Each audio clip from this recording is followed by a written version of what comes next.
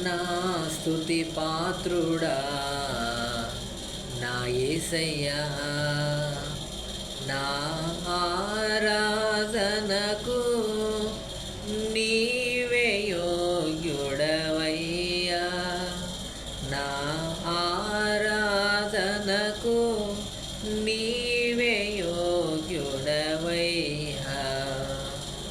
నీ వాక్యమే నా పరవశము, నీ వాక్యమే నా ఆత్మకు ఆహారము, నీ వాక్యమే నా పరవశము, నీ వాక్యమే నా ఆత్మకు ఆహారము, నీ వాక్యమే నా పాదములకు దీపము.